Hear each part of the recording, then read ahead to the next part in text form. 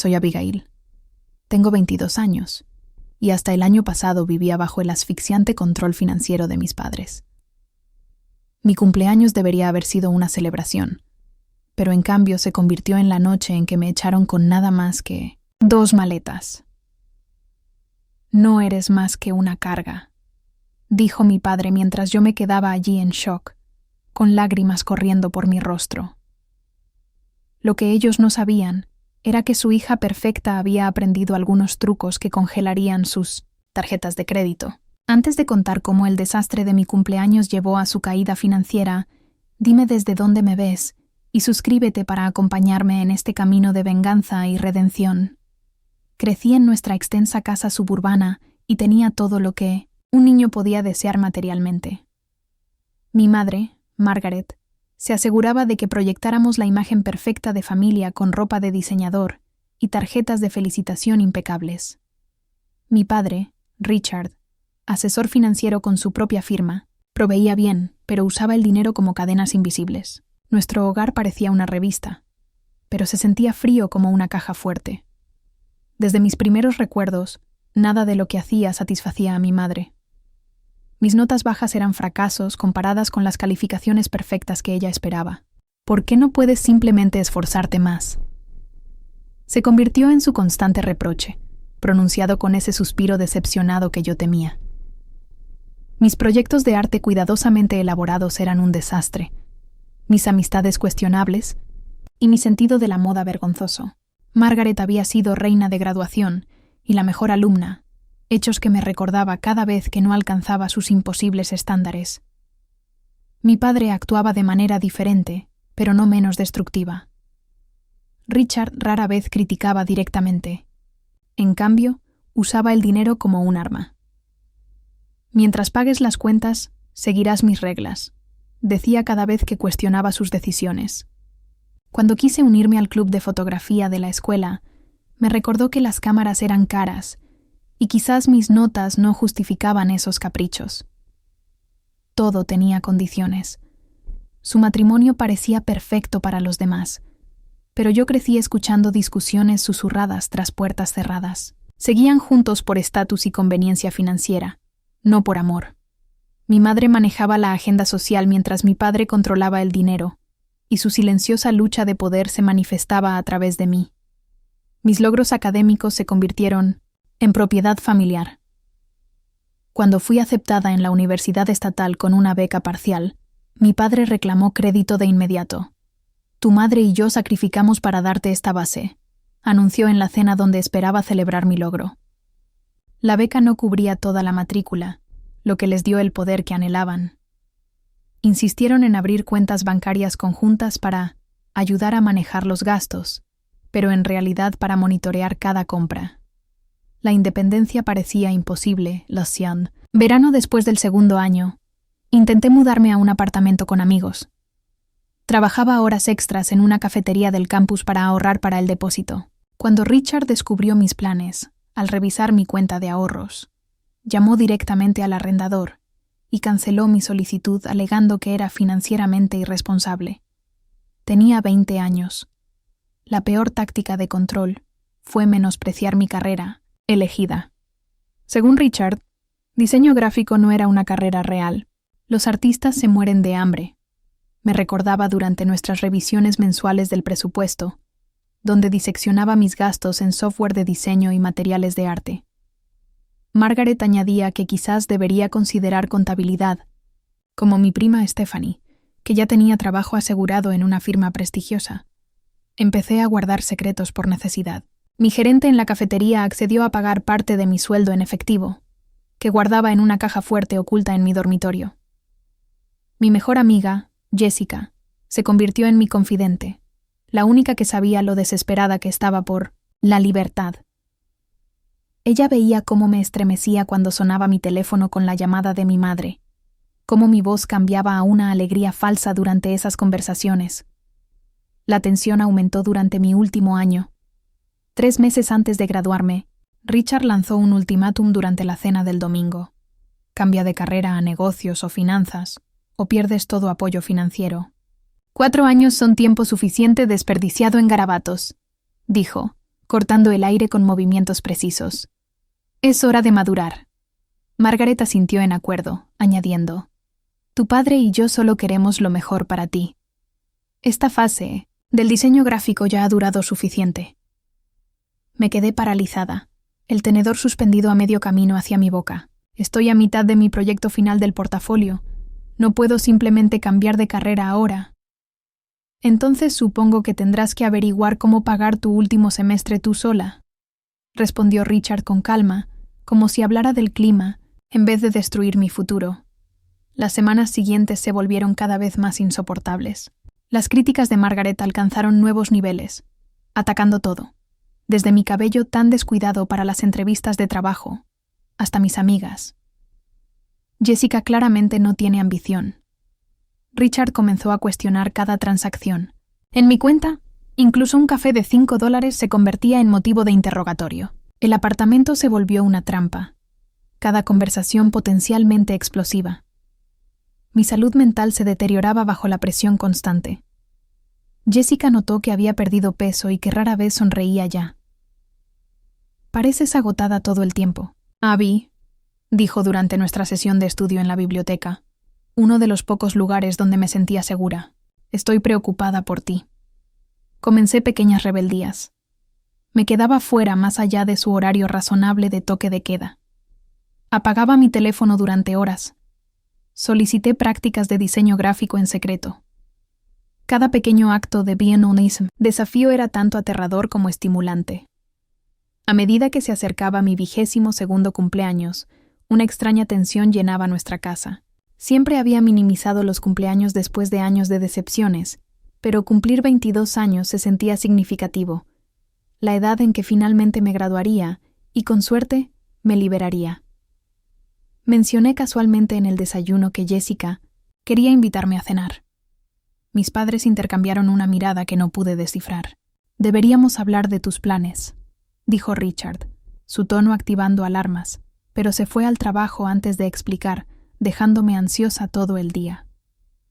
Esa noche recibí un mensaje de Jessica. «Tu madre llamó haciendo preguntas raras sobre tus planes para el cumpleaños. Algo no me cuadra. Llámame». Me compré una pequeña magdalena de chocolate con una sola vela en la panadería del campus, una celebración privada por si acaso. Cuando llegué a casa, escuché a mis padres discutiendo sobre la situación y las decisiones finales. Sus voces se apagaron cuando las llaves sonaron en la puerta. A pesar de las señales de advertencia, me aferré a un hilo de esperanza. Tal vez habían reconsiderado su ultimátum. Tal vez mi próximo cumpleaños sería una oportunidad para la reconciliación. Pasé la noche antes de mi cumpleaños en la UO. Biblioteca, terminando tareas y evitando la tensa atmósfera en casa. Al regresar, mis padres veían televisión en silencio, apenas reconociendo mi presencia. Me fui a la cama con una extraña mezcla de temor y optimismo, sin saber que mi vida cambiaría por completo en menos de 24 horas. Me desperté en mi cumpleaños con la luz del sol entrando por las cortinas, olvidando momentáneamente la tensión de las semanas anteriores. Por un breve instante, me permití esperar que ese día fuera diferente. Tal vez mi cumpleaños suavizaría la postura de mis padres, recordándoles que detrás de sus expectativas y mi resistencia estaba su hija, una persona merecedora de amor, sin importar su carrera o elección profesional. Abajo, mis padres se movían por la cocina en su rutina matutina habitual. Mi madre bebía su café negro mientras revisaba correos en su tablet. Mi padre untaba mantequilla en su tostada con precisión. Matemática. Ninguno levantó la vista cuando entré. «Buenos días», me atreví a decir. Mi voz sonaba débil incluso para mí misma. Mi madre miró brevemente y volvió a su tablet. Mi padre siguió leyendo la sección financiera del periódico. Ninguno reconoció que ese día era diferente a cualquier otro martes. Me serví café. El silencio presionaba mis oídos. Tras varios minutos no pude soportarlo más. «Hoy es mi cumpleaños», dije intentando mantener un tono ligero. «Estamos al tanto de la fecha, Abigail», respondió mi madre sin mirar. Desayuné rápido y salí para el campus, conteniendo las lágrimas durante todo el día. Los mensajes de texto de mis amigos iluminaban la pantalla de mi teléfono. Jessica envió un GIF de cupcakes bailando y mi compañero de clase, Tyler, escribió: «Feliz cumpleaños, genio del diseño». Mi compañera de cuarto del segundo año me recordó, a pesar de que ya no éramos cercanas. Pero de mis padres no recibí nada durante mi clase de diseño por la tarde. La profesora Willis notó mi distracción. «¿Todo bien, Abigail?», preguntó después de despedir a los demás estudiantes. «Solo tengo muchas cosas en la cabeza», respondí mientras recogía mis materiales. Ella se apoyó en su escritorio. «Tu proyecto de portafolio se ve excepcional. Tienes un talento real. No dejes que nadie te convenza de lo contrario».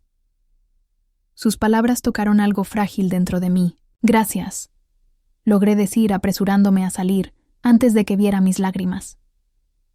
Jessica me invitó a almorzar en nuestra tienda favorita de sándwiches, presentándome una pulsera hecha a mano con hilos trenzados en mis colores favoritos. «Para mi mejor amiga», dijo mientras me la ataba en la muñeca. «Que este año te traiga toda la libertad que mereces».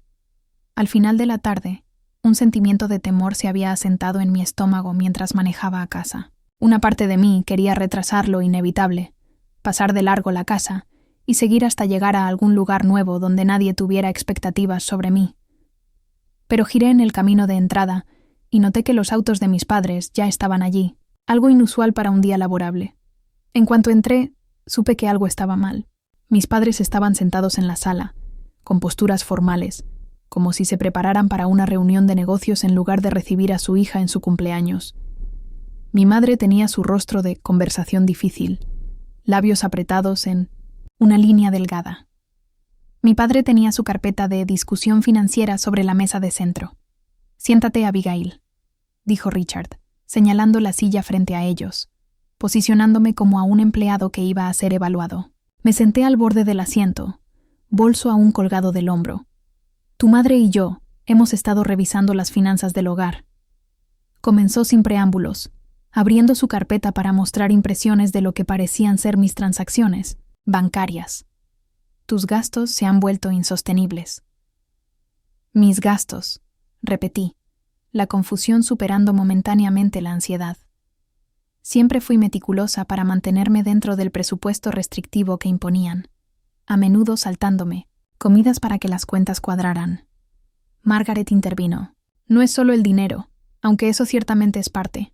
Son tus constantes y decepcionantes elecciones de vida». «¿Cómo qué?», pregunté con genuina perplejidad en mi voz. «Este absurdo del diseño gráfico, para empezar», dijo Richard, con tono despectivo. «Hemos sido más que pacientes, permitiéndote indulgirte en esta fase artística. Pero la paciencia tiene límites». «No es una fase», dije sintiendo subir la ira familiar. «Es mi elección de carrera. Soy buena en esto. La profesora Willis dice que tengo talento real». «La profesora Willis no paga tu matrícula», estalló mi padre.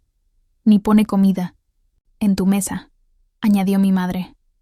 La discusión escaló rápido, recorriendo territorio conocido. Mis perspectivas profesionales inadecuadas, mi supuesta ingratitud, mi fracaso en cumplir sus expectativas. Pero esta vez algo era diferente. Había una finitud en su tono que no había escuchado antes. Cuando señalé que sería independiente financieramente después de graduarme en solo 3 meses, Richard golpeó la mesa de centro con la mano. «No eres más que una carga», gritó, con el rostro enrojecido. «Siempre lo has sido. Tu madre y yo te hemos mantenido durante 22 años. ¿Y qué tenemos para mostrar? Una hija que falta al respeto a nuestros deseos y desperdicia nuestro dinero ganado con esfuerzo en una carrera inútil». Las palabras golpearon como puñetazos físicos. Me habían llamado decepcionante antes, pero nunca carga, nunca con un desprecio tan desnudo. Margaret habló a continuación, su voz fría como el hielo. «Hemos terminado de apoyarte, Abigail, completamente terminado». «¿Qué significa eso?», pregunté, con la voz apenas audible. «Significa que tienes que mudarte», dijo Richard con voz plana. «¿Esta noche?». Los miré, segura de haber escuchado mal. «Esta noche, es decir, Ahora, en mi cumpleaños. La fecha es irrelevante, dijo Margaret. Hemos tomado nuestra decisión. Richard sacó una lista impresa. Hemos pagado tu último mes de matrícula. El seguro de tu auto termina hoy. Tu teléfono seguirá en nuestro plan familiar hasta fin de mes. Tu cobertura médica termina inmediatamente. Cada punto fue como una puerta cerrándose de golpe. Mi mente corría para calcular lo que esto significaba. Sin hogar, sin seguro médico, sin manera de pagar mi último mes de gastos. No puedes simplemente echarme sin aviso. Protesté, el pánico creciendo en mi pecho. Sí pueden y lo harán, respondió Margaret. Ya eres adulta, Abigail. Es hora de actuar como tal. Nunca sobrevivirás por tu cuenta, añadió Richard con un gesto desdeñoso. No con tu pobre manejo financiero y falta de habilidades comerciales. Esperamos que regreses en una semana, lista para pasarte a un programa de negocios. Presentaron su ultimátum: irme esa misma noche con dignidad o someterme a sus demandas sobre mi educación y futuro. La elección era clara. A pesar del terror, no renunciaría a mis sueños, ni siquiera enfrentando la posibilidad de quedarme sin hogar. Corrí escaleras arriba a empacar, las manos temblando tanto que apenas podía cerrar la cremallera de la maleta. Las lágrimas nublaban mi visión mientras agarraba lo esencial, sabiendo que no podía llevarlo todo. Muchos objetos eran técnicamente regalos de mis padres, que ahora revelaban tener cadenas invisibles. Richard gritó desde abajo. Tienes 30 minutos, Abigail. Lo que quede atrás será nuestra propiedad. Llamé a Jessica, apenas coherente entre lágrimas. Me están echando ahora mismo. ¿Puedo quedarme contigo solo esta noche? Por supuesto, respondió sin dudar. Voy por ti. No hay tiempo. Sollocé. Me dieron 30 minutos. Iré yo misma. Metí ropa, artículos de tocador y mi laptop en 2 maletas. Los materiales de mi portafolio y los suministros de arte fueron a mi mochila. Las fotos familiares quedaron intactas. Ya no representaban la verdad. La magdalena de chocolate que me había comprado quedó olvidada en la encimera mientras arrastraba mi equipaje escaleras abajo. Mis padres me observaron pasivamente, como extraños presenciando un desalojo. La llave de la casa, demandó Richard, extendiendo la mano. La desenganché del llavero con dedos temblorosos. Te arrepentirás de esta terquedad, dijo Margaret mientras luchaba con mis maletas. Cuando estés lista para tomar decisiones sensatas, podemos hablar de las condiciones para que regreses. No volveré, dije, sorprendiéndome de la firmeza en mi voz a pesar de las lágrimas. De pie en el porche con mis escasas pertenencias, escuché el cerrojo deslizarse tras de mí con una finalidad sombría. La lluvia comenzó a caer mientras cargaba el coche, empapando mi cabello y mezclándose con las lágrimas en mis mejillas. Feliz cumpleaños para mí. El apartamento de Jessica era pequeño, apenas suficiente para ella y su compañera Kimberly, pero me recibieron sin dudar. Me desplomé en su sofá gastado, maletas aún empacadas a mi lado, incapaz de asimilar el cambio sísmico en mi realidad. ¿Realmente no te dieron aviso?, preguntó Kimberly, trayéndome una taza de té que no pude beber por el nudo en la garganta. Ninguno, susurré. 1 minuto tenía un hogar. Al siguiente, no. Jessica se sentó a mi lado, su brazo alrededor de mis hombros. No estás sin hogar. Te quedarás aquí todo el tiempo que necesites. Pero todas sabíamos que su pequeño apartamento de un dormitorio no podía albergar a una tercera persona indefinidamente. Jessica y Kimberly ya compartían la habitación, con Jessica durmiendo en un colchón individual entre la pared y la cama de Kimberly. Esa primera noche, me quedé despierta en su incómodo sofá mirando al techo mientras preguntas daban vueltas como buitres. ¿Cómo pagaría la comida? ¿Dónde viviría después de esta situación temporal? ¿Podría terminar mi carrera? ¿Qué pasaría con mi salud si enfermaba sin seguro? A las 3:00 a.m., revisé la aplicación bancaria y descubrí que mis padres ya habían eliminado su acceso a mi cuenta. El saldo era devastador: $23,748. Todo lo demás estaba en la cuenta conjunta que controlaban y ahora me era inaccesible. Cuando finalmente amaneció, no había dormido nada. Mis ojos ardían, la garganta me dolía y el pecho me palpitaba con cada respiración. Jessica me encontró, aún despierta cuando salió para su clase matutina. ¿Dormiste algo?, preguntó, con preocupación marcada en su rostro. Negué con la cabeza. Llama primero a la oficina de ayuda financiera, me aconsejó, apretando mi mano. Deben tener opciones de emergencia para situaciones como esta. La oficina de ayuda financiera de la universidad abría a las 9:00. Estaba esperando fuera a las 8:30, aferrada a mi carnet estudiantil como a un salvavidas. La señora Sullivan, una consejera, nunca había conocido a la señora Sullivan antes, pero escuchó mi explicación entrecortada con una empatía practicada. Desafortunadamente, tu FAFSA aún registra los ingresos de tus padres, me explicó. Para calificar como estudiante independiente, necesitas probar que ellos han cortado completamente los lazos financieros. Lo han hecho, insistí. Me echaron anoche. Necesitamos documentación, dijo con suavidad. Formularios de impuestos que demuestren que te mantienes por ti misma o papeles legales de emancipación. Sin eso, sigues siendo considerada dependiente para propósitos de ayuda financiera. Me fui con un montón de solicitudes para préstamos de emergencia, oportunidades de becas e información sobre trabajo-estudio, pero nada que solucionara mi crisis inmediata de vivienda, ni que pagara la matrícula del próximo mes. Mi siguiente parada fue mi trabajo en la cafetería, donde rogué a mi gerente por turnos extra. «Puedo darte 10 horas más», ofreció después de oír mi situación. «Pero es todo lo que permite el presupuesto. 10 horas a salario mínimo no cubrirían ni la mitad de mis libros de texto, mucho menos la comida y la vivienda». Mientras tanto, mi teléfono no paraba de vibrar con mensajes de mi padre exigiendo que devolviera las pertenencias familiares en mi posesión, incluyendo mi laptop, un regalo de graduación de la secundaria y las propias maletas. Mi madre enviaba mensajes a familiares extendidos con una historia fabricada sobre mi fase rebelde y mi actitud ingrata, presentándose ellos como víctimas de una hija difícil. Para el tercer día de estar sin hogar, dormía 3 horas por noche. Me duchaba en las instalaciones del gimnasio del campus, guardaba mi equipaje en el apartamento de Jessica e intentaba mantener mi horario de clases mientras mi vida se desmoronaba. La profesora Willis notó mi deterioro de inmediato. «Lo que sea que esté pasando en tu vida personal está afectando tu trabajo», dijo después de clase. «Tus diseños muestran distracción.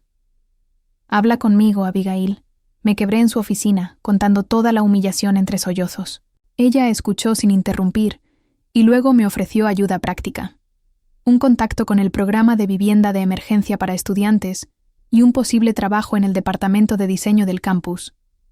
«Tu talento merece ser cuidado», dijo con firmeza. «No dejes que obstáculos temporales descarrilen tu futuro».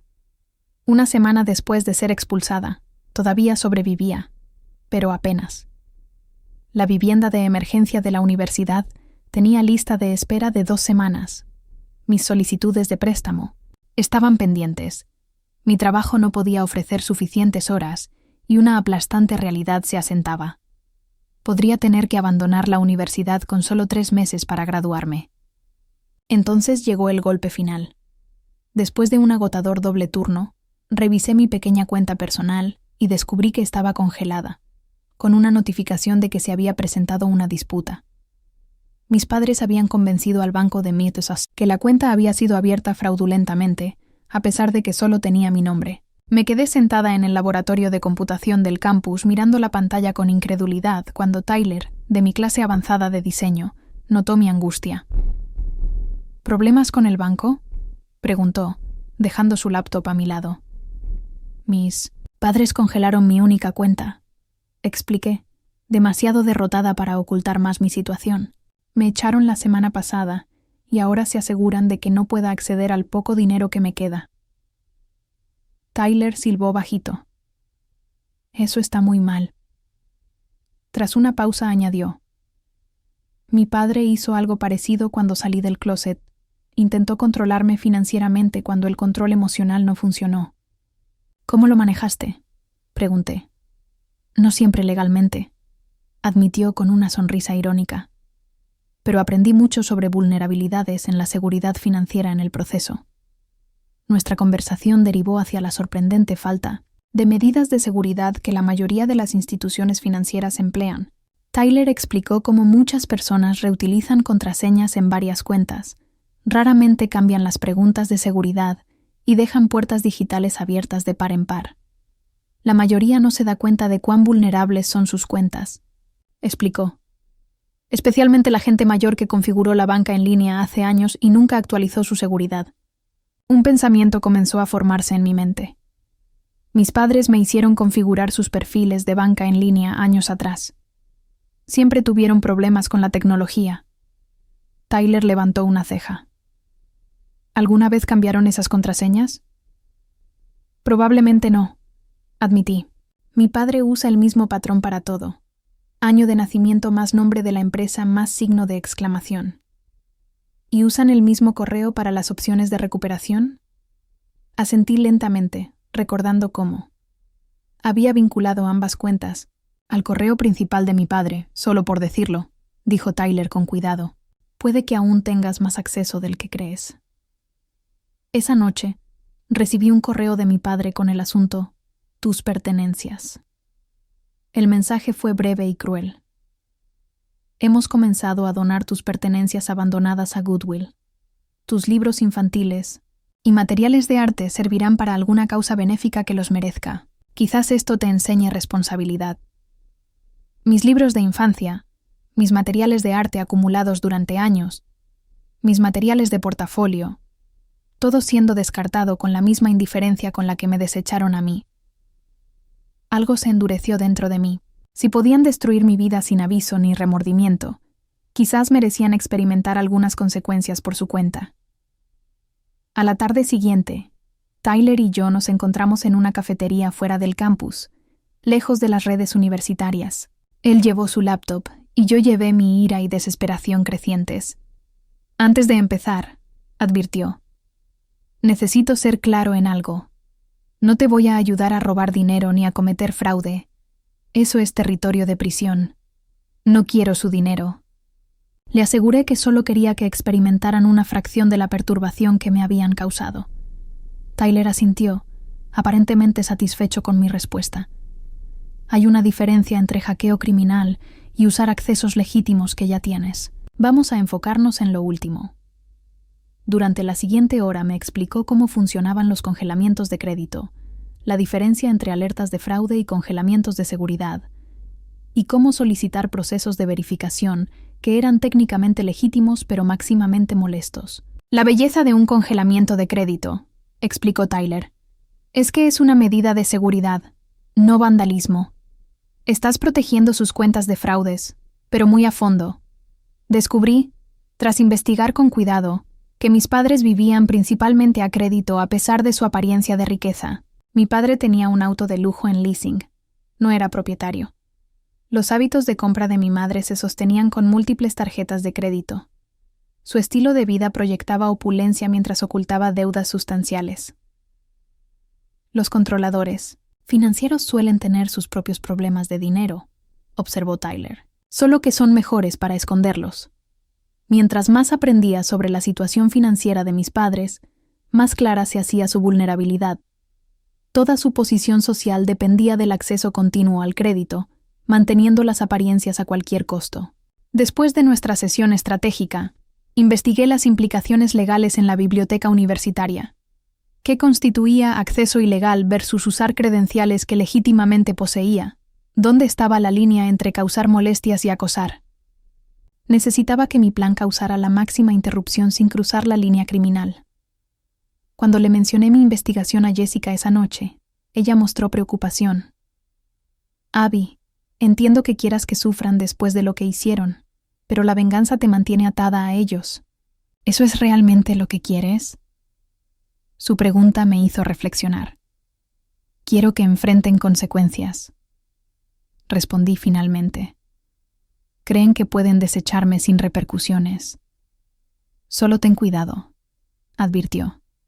No te conviertas en la persona de la que te acusaron. Pasé el día siguiente preparándome meticulosamente. Usé computadoras universitarias en lugar de mi laptop personal. Creé una dirección de correo segura a través de un servicio enfocado en privacidad. Documenté la configuración original de las cuentas que ayudé a mis padres a crear años atrás, estableciendo mi acceso legítimo. Reuní pruebas de su maltrato financiero, incluyendo mensajes de texto amenazando con cortarme el apoyo y correos sobre pertenencias familiares. Una reunión con el señor Martínez en Servicios Legales para Estudiantes confirmó lo que sospechaba. Los métodos de desalojo de tus padres son legalmente cuestionables. Los derechos del inquilino aplican incluso a miembros de la familia, explicó. Deberían haberte dado un aviso por escrito apropiado, típicamente de 30 días. Esta información no me devolvería a su casa, pero validó mi sentido de injusticia y fortaleció mi determinación. A través de conversaciones cautelosas con contactos mutuos, supe que mis padres habían estado diciendo a amigos y familiares que yo había tenido una crisis mental y me había ido voluntariamente tras hacer demandas irracionales. Esta campaña para proteger su reputación destruyendo la mía solo alimentó más mi determinación. Con mi plan completamente formado, esperé el momento perfecto. Las fechas de pago de las tarjetas de crédito normalmente caían entre el 1 y el 5 del mes. El pago del auto de mi padre se procesaba automáticamente, el día 3. Las cuotas del club campestre se cargaban el 4. El tiempo debía maximizar las molestias sin causar daño permanente. La noche del 30 accedí a la cuenta principal de la tarjeta de crédito de mis padres, usando la contraseña que sabía que no habían cambiado. Año de nacimiento de Richard. + nombre de la empresa. + signo de exclamación. Exactamente como la usaba desde hacía años. La cuenta se abrió de inmediato, confirmando que mi acceso seguía vigente. En lugar de hacer cambios directos en sus cuentas, usé las funciones legítimas de seguridad que ofrecen las compañías de tarjetas de crédito. Reporté las tarjetas como potencialmente comprometidas, no canceladas. Solicité frases de seguridad en sus reportes crediticios, usando su propia información. Cambié las respuestas a las preguntas de seguridad en un solo carácter, suficiente para causar problemas de verificación cuando intentaran restablecerlas, pero sin que pareciera algo malicioso. Cada acción estaba diseñada para crear una cascada de inconvenientes, no daños permanentes. Las tarjetas serían suspendidas temporalmente mientras emitían nuevas. Las consultas de crédito requerirían pasos de verificación adicionales.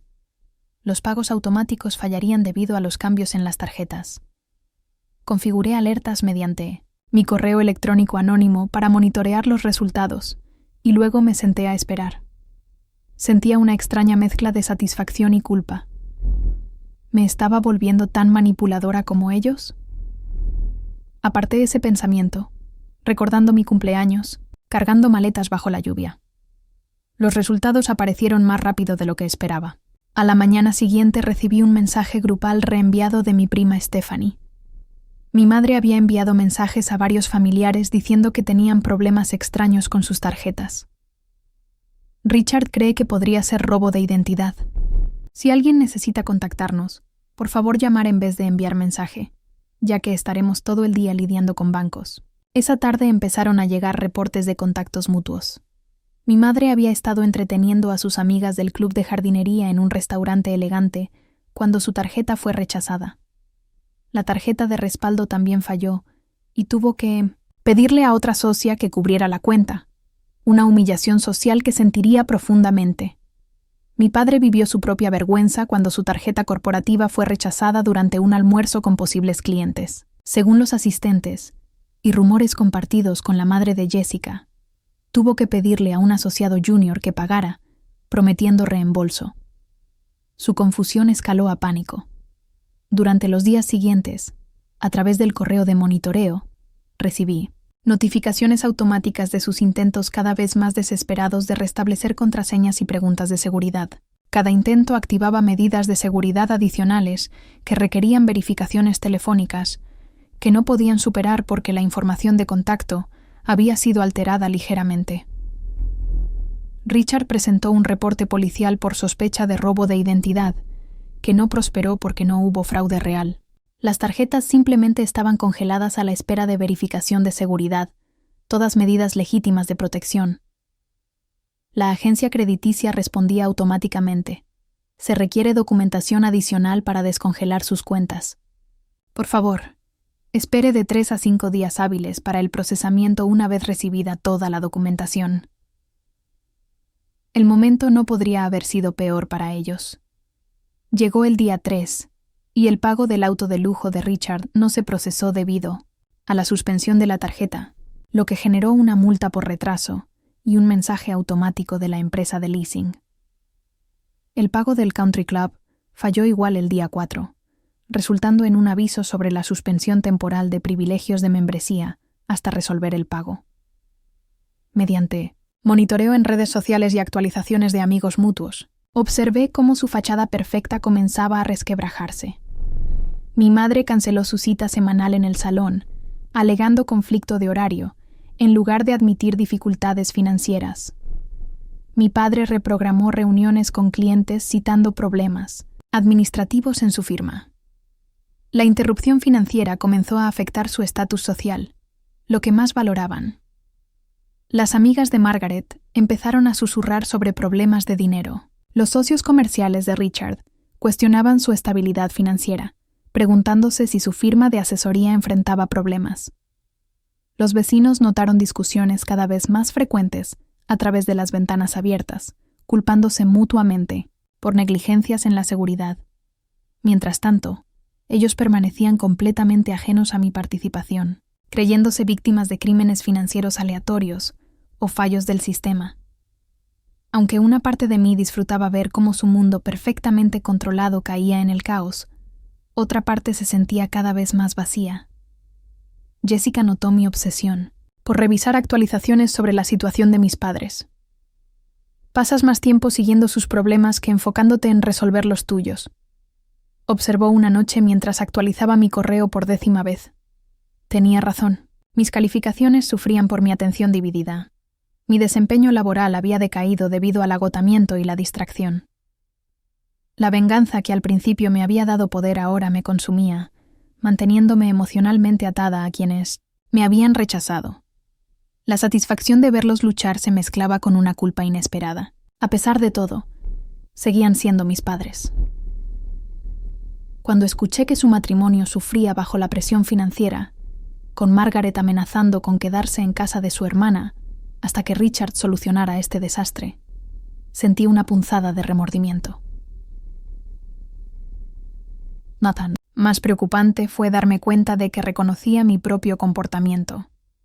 La planificación meticulosa, el momento estratégico para causar el máximo impacto, la manipulación emocional que empleaba, las mismas tácticas que mi padre usó durante mi infancia, solo que dirigidas de manera diferente. «Miras ese teléfono como tu padre miraba sus estados financieros», dijo Jessica en voz baja. Todo calculado y frío. Sus palabras me golpearon como un cubo de agua helada. ¿Me había transformado mi ira justificada en aquello que despreciaba? 2 semanas después de iniciar mi plan de venganza recibí noticias que deberían haber sido emocionantes. Me habían aprobado para vivienda de emergencia para estudiantes y un trabajo en el campus que cubriría gastos básicos. La profesora Willis me había recomendado para una prestigiosa pasantía de verano que podría impulsar mi carrera. Estos avances ofrecían un camino hacia adelante, una forma de sobrevivir y eventualmente prosperar a pesar del abandono de mis padres. Sin embargo, me encontraba más enfocada en la última noticia sobre los problemas comerciales de mi padre que en estos desarrollos positivos en mi propia vida. La realización fue aleccionadora. Mi venganza no sanaba mi dolor, lo prolongaba, manteniendo la herida abierta e infectada. El programa de vivienda universitaria me asignó un pequeño estudio en residencia de posgrado, disponible por una retirada a mitad de semestre. Aunque apenas más grande que una habitación de dormitorio, ofrecía algo invaluable: estabilidad. Por primera vez en semanas, desempacé completamente mis maletas, sin vivir más de arreglo temporal en arreglo temporal. Mi trabajo en el departamento de diseño del campus me proporcionaba horas suficientes para cubrir necesidades básicas. Diseñaba materiales promocionales para eventos universitarios, ganando piezas para mi portafolio mientras ganaba lo justo para comida y esenciales. La profesora Willis movió sus influencias para crear el puesto especialmente para mí, un acto de bondad que contrastaba fuertemente con la crueldad de mis padres.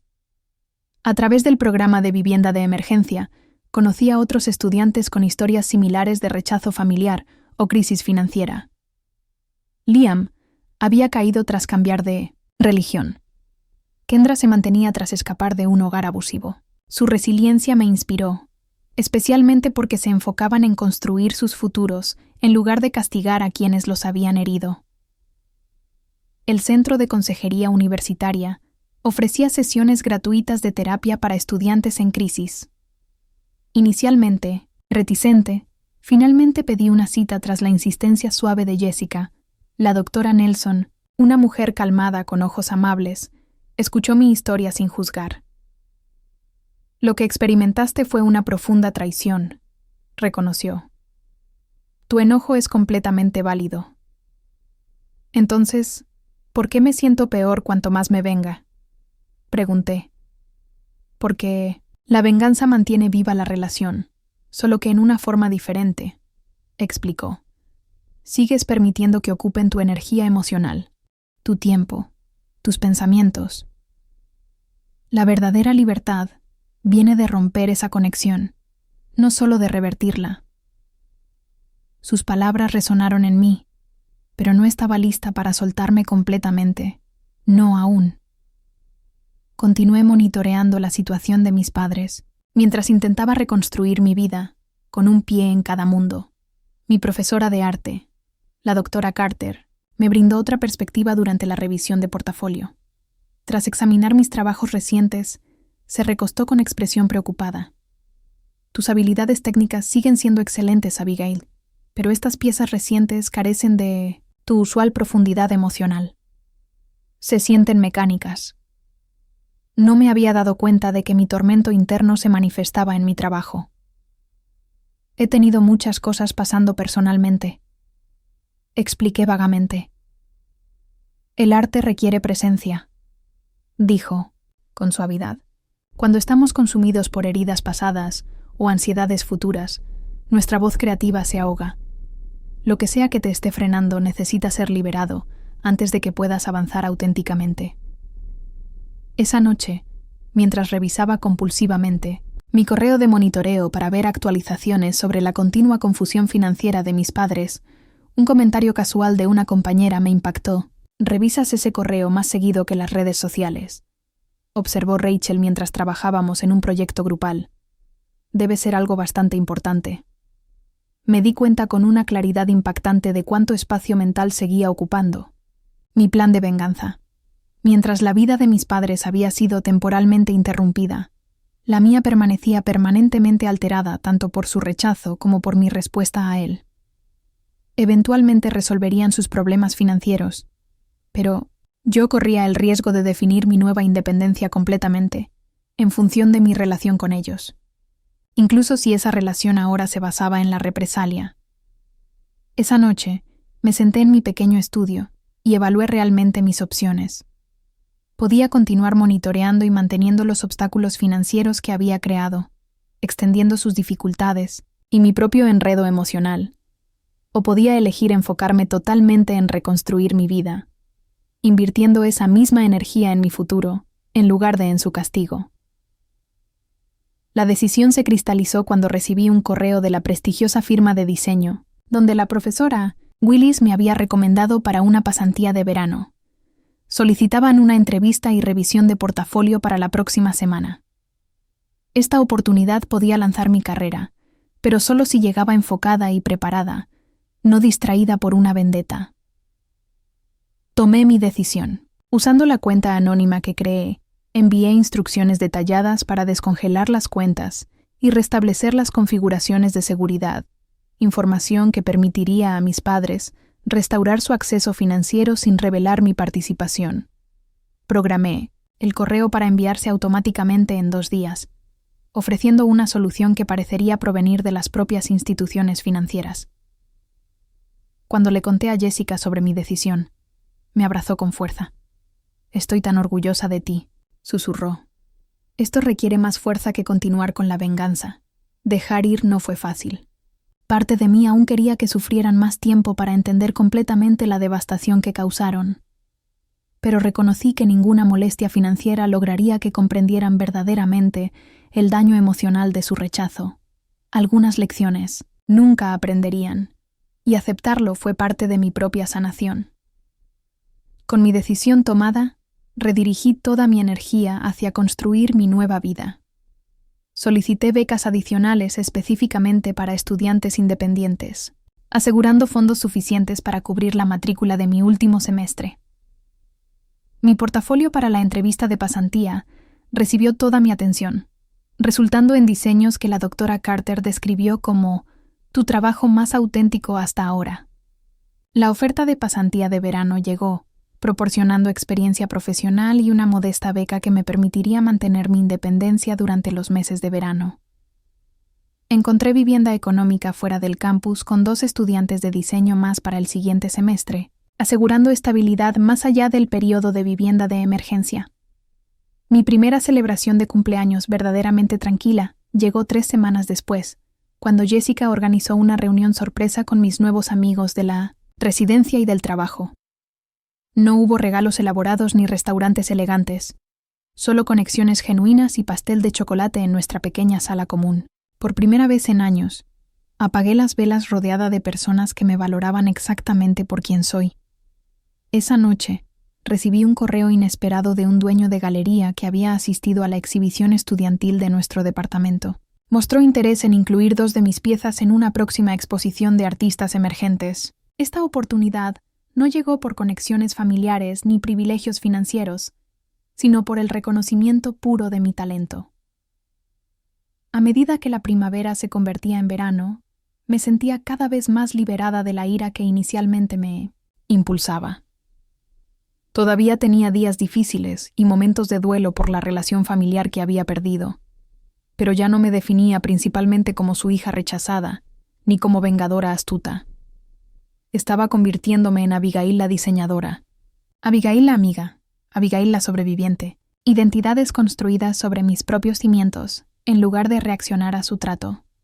Un año después de haber sido expulsada en mi cumpleaños, mi vida se había transformado de maneras que nunca podría haber anticipado.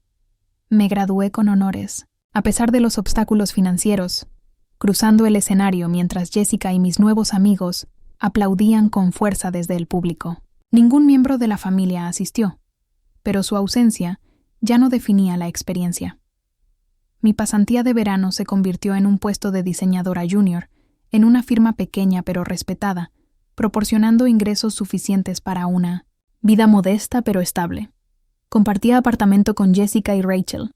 Nuestros recursos combinados creaban un hogar cálido lleno de creatividad y apoyo mutuo. La educación financiera se volvió una prioridad, casi una obsesión. Registraba cada dólar, construí un fondo de emergencia y establecí crédito a mi nombre, decidida a no ser vulnerable financieramente nunca más. Mi relación con el dinero se volvió intencional, no reactiva, enfocada en la seguridad, no en el estatus. De vez en cuando, llegaban noticias sobre mis padres a través de contactos mutuos, aunque ya no buscaba esa información. Eventualmente se recuperaron de las dificultades financieras, culpando fallos del sistema y servicios de protección contra robo de identidad, sin sospechar jamás de mi participación. Sus intentos de contactarme aumentaron tras estabilizar su situación financiera, con mensajes que oscilaban entre demandas de reconciliación, bajo sus condiciones, y referencias culpabilizadoras sobre la obligación familiar. Mantuve un contacto muy limitado, respondiendo a comunicaciones directas con mensajes breves y neutrales que establecían límites claros. Cuando Richard exigió la devolución de reliquias familiares que afirmaba estaban en mi posesión, respondí simplemente que solo había tomado mis pertenencias personales al irme. Cuando Margaret sugirió un nuevo comienzo sin reconocer ninguna culpa, decliné educada pero firmemente. Mis sesiones de terapia continuaron, ahora enfocadas menos en la gestión de crisis inmediata y más en la sanación a largo plazo. La doctora Nelson me ayudó a reconocer patrones familiares poco saludables para evitar repetirlos, especialmente en torno al dinero y el control. Romper patrones generacionales requiere esfuerzo consciente, explicó durante una sesión. La conciencia es el primer paso, pero los nuevos comportamientos consolidan el cambio. Esta conciencia influyó en todas mis relaciones. Me volví atenta a las dinámicas de poder, cuidando de no replicar las tendencias controladoras de mi padre, ni la manipulación emocional de mi madre. Practiqué comunicación directa, límites razonables y expresión auténtica de necesidades, habilidades que habían sido activamente desalentadas en mi familia de origen. Mi círculo de amistades se amplió más allá de Jessica para incluir personas que apoyaban mi crecimiento en lugar de limitarlo. Kimberly, de la residencia de emergencia, se volvió una amiga cercana después de descubrir intereses compartidos, en fotografía y senderismo. Tyler, cuya guía tecnológica facilitó mi venganza, se convirtió en un confidente de confianza, quien comprendía de primera mano el rechazo familiar. Lo más sorprendente fue mi papel creciente como mentora para otros estudiantes que enfrentaban el distanciamiento familiar. Cuando la directora del programa de vivienda me pidió que hablara con una estudiante recién llegada cuyos padres la habían cortado financieramente, acepté sin dudarlo. Compartir mi experiencia y estrategias prácticas de supervivencia dio sentido a mi doloroso camino. Las relaciones con la familia extendida requirieron una cuidadosa recalibración. Mi prima Stephanie me contactó en privado tras escuchar versiones contradictorias sobre mi partida. La historia de la tía Margaret no me cuadra, admitió. Quiero escuchar tu versión. Nuestra conversación llevó a una reconexión tentativa, seguida por acercamientos similares de otros parientes que cuestionaban la narrativa oficial. Estas relaciones se desarrollaron bajo mis términos, con límites claros y respeto mutuo, en lugar de la obligación y la actuación que mis padres exigían. Al acercarse el aniversario de mi desalojo en mi cumpleaños, Jessica sugirió una celebración para reclamar la fecha. No una fiesta de lástima, insistió, sino una fiesta de libertad que marcara un año de independencia. La reunión se convirtió en un hito, una oportunidad para reflexionar sobre lo lejos que había llegado. Rodeada de amigos que se habían convertido en familia elegida, comprendí que aquel doloroso cumpleaños que parecía un final había sido en realidad un comienzo. Pensé que perder el apoyo de mis padres me destruiría, dije al pequeño grupo reunido en nuestro apartamento. En cambio, me obligó a descubrir fuerzas que nunca supe que tenía. La lección más profunda de aquel año turbulento fue entender que el rechazo de mis padres reflejaba sus limitaciones, no mi valor.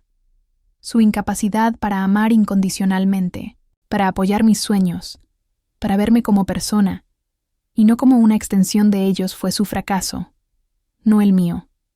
La venganza que al principio pareció tan satisfactoria solo proporcionó alivio temporal. La verdadera sanación vino no de hacerlos sufrir, sino de construir una vida que ellos no pudieran dañar.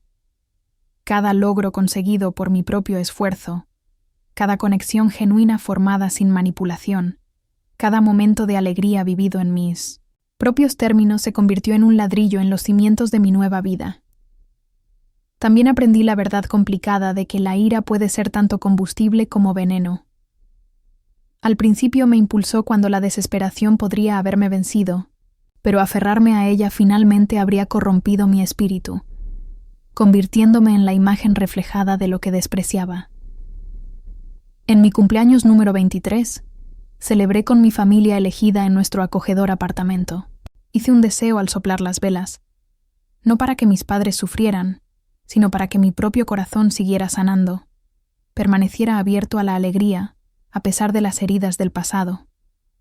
Esa noche escribí en mi diario: hace un año pensé que mi vida terminaba. Hoy entiendo que apenas comenzaba, en nuevos términos.